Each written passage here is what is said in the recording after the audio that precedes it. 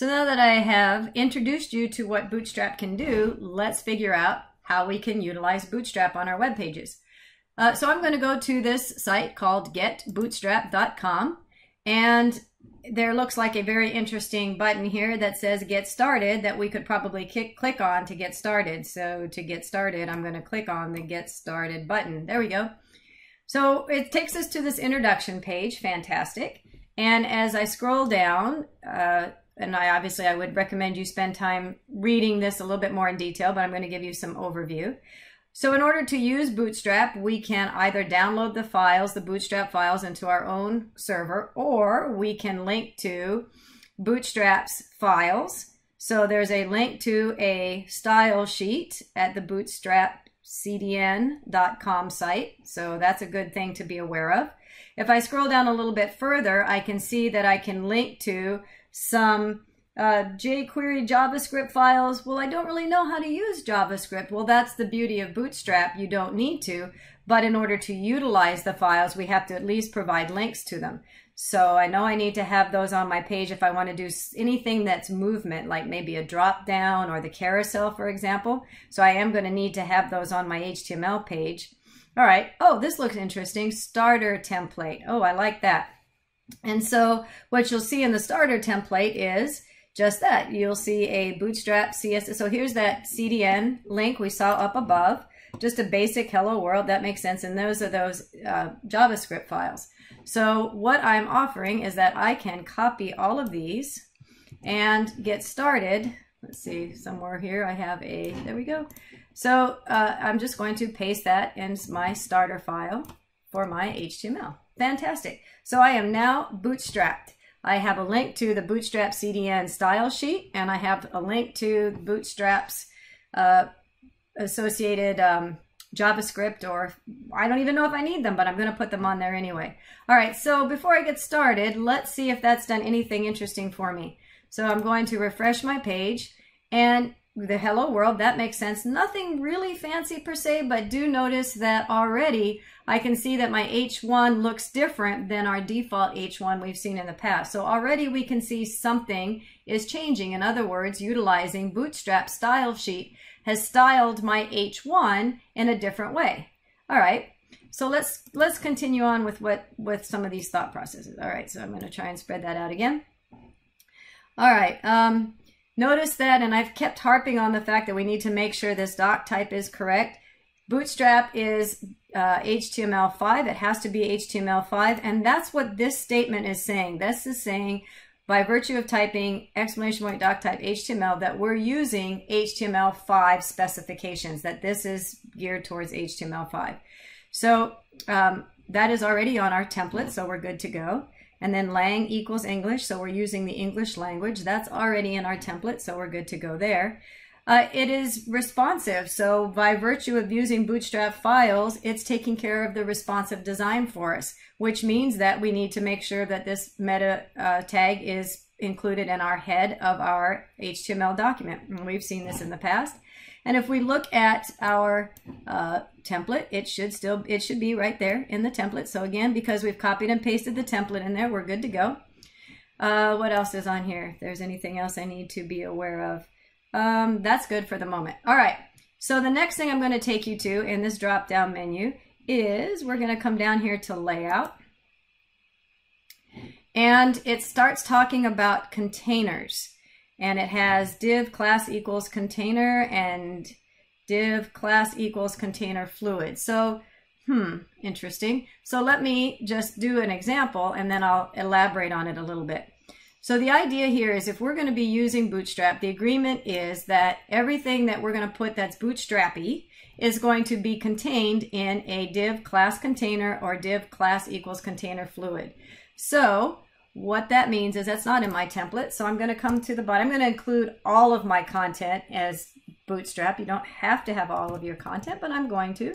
Div class equals container. I could have just copied and pasted, but all right. So I'm going to put my closing div at the end of my hello world. We'll always keep that jQuery or the JavaScript stuff at the very bottom. So I will put all of my HTML above this script stuff. So the link is in the head tag. That always goes, the link to their style sheet is in the head tag. And anything that we do with JavaScript, and this is kind of outside of the scope of the class, but for just remember that that's always right above the body, period. Everything else is going to go above it. All right. So now that I've done this div class equals container, let's see what happens. Oh, my hello world moved. I wonder why. All right. So what I'm going to do is I'm going to give this style just so I can try and see a little bit more of what's happening. I'm going to do style background color is gray, and let's see if I can kind of ascertain why that hello world moved in. All right, so what you're seeing is Bootstrap is it's based on classes. So by utilizing classes that Bootstrap has predetermined and attaching to their style sheet, it's styling and doing all of that styling for me. And so what class equal container is doing then is it's creating a div, if you will, that is shorter than my viewport size, and it's being aligned in the middle. I think we did something like that in our work with margin auto, right? Maybe width is 80%.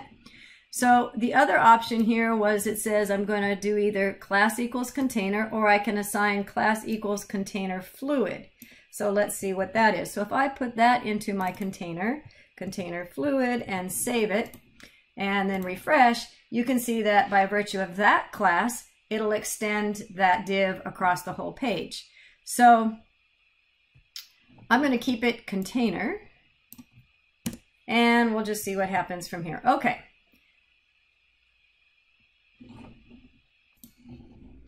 All right, so let's see what else we can do. That's just the tip of the iceberg. All right. This talks about the different responsive breakpoints that are already assigned for us, so we don't have to worry about that.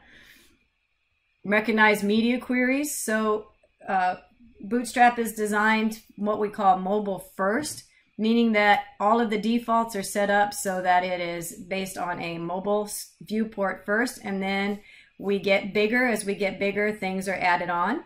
So these are the media queries that are applied, and these are the breakpoints. Not something you have to necessarily worry about right now, but just recognize that they're there. All right, so let me expand this again, and let's see what else we have going on. Let's see, so we are in layout. All right, so the next thing I want to show you is we're going to go to content. From this menu here on the left, I'm going to go to content. So these are lots of different Bootstrap things that are available to us, and I'll show you some more options here. But right now I'm going to click on typography. And if we scroll down to in typography, we're going to notice, first of all, we've already seen that an H1 tag is going to look like this. So virtue of giving something an H1 tag and linking to the Bootstrap CDN, you can see that automatically these different stylings are going to apply. All right, so I'm going to scroll down just a little bit more and see what else we have. You're going to recognize in this documentation that there's always an example, and then there's always some associated text that you can play with. So this text is creating this example. Now remember, everything is class-based. So you're going to see all of your normal HTML tags, and then you're going to see a class that's assigned, which is going to assign that special. So in this case, if we give class equals text muted, see how it's got a little graying to it. I also want to point out, as I scroll down here, that there's a menu on the right-hand side that associates with the scroll down menu. So we were just on headings, and now if I click on display headings, that's going to associate here with display headings. So I encourage you to scroll down and look at all of these different things. Notice there's a different way to display that particular heading. So it's got an H1 with the class of, okay. Let's look at lists out of curiosity. So on the left-hand side, I'm going to click on lists, which is something we're familiar with. And let's see, we've got an ability to create this list. Notice that there's no styling that I have to create in order to create this list, because we're linking to Bootstrap's styling. And so if I wanted to try that list, I could copy all of this code, and I'm going to copy it and put it into my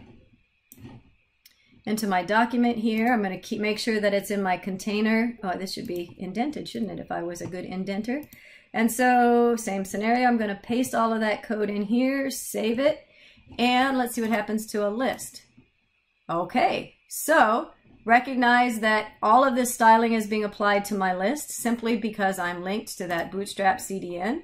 I'm going to scroll down and see what else I have here. Oh, here I have an inline list. Well, that's really what I want to do. So I'm going to control copy this, control copy, and maybe I'll replace this with that and see how it works. Control save and refresh that.